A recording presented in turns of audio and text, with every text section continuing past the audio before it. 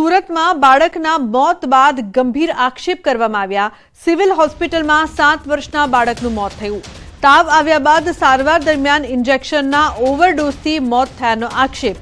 ડોક્ટરોએ kidney fail થયાનું જણાવ્યું। પરિવારજનોએ ડોક્ટરો પર લગાવ્યા છે ગંભીર આક્ષેપ। સિવિલ હોસ્પિટલના ડોક્ટરો પર આરોપ। 15 દિવસથી તાવના કારણે દર્દી નવી સિવિલ હોસ્પિટલ ખાતે આઈસીયુમાં દાખલ થયો હતો। તો પરિવારજનો દ્વારા ગંભીર આક્ષેપ કરવામાં આવી રહ્યા છે, પરંતુ ડોક્ટરોએ કિડની ફેલ થયાનું જણાવ્યું છે।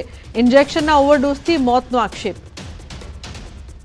उसकी कल डेथ हो गई, आज डेथ हो गई है। कल हमको बोला गया था कि उसकी किडनी फेल हो गई है, तो उसका बुखार में किडनी कैसे फेल हुई हमको पता नहीं है। उन्होंने बोला कि किडनी फेल हो गई। ये किडनी फेल उनके ओवरडोज की वजह से हुई है। 15 दिन से वो ओवरडोज देते जा रहे थे और उन्होंने हमको प्राइवेट में भी जाने से मना कर दिया था। तो आज उनकी 11 बजे सुबह डेथ हो गई है बच्चे की। तो વધુ માહિતી માટે કીર્તેશ જોડાયા છે ફોન લાઈન પર। કીર્તેશ, 7 વર્ષનું બાળક અને તાવ માટે એડમિટ થયું, કિડની ફેલની વાત ડોક્ટરો કરી રહ્યા છે। શું અપડેટ પ્રાપ્ત થઈ રહી છે આ સમગ્ર મામલે?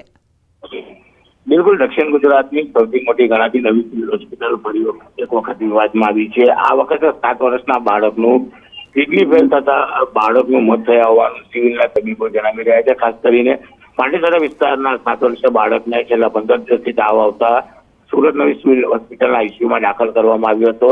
પરિવારનો આક્ષેપ છે કે જે ઇન્જેક્શન આપવામાં આવ્યું હતું તેના ઓવરડોઝને લઈને તેની કિડની ફેલ થતા તેનું મોત થયું છે। ખાસ કરીને આ મામલે પરિવારજનોએ હોસ્પિટલમાં હોબાળો મચાવ્યો છે।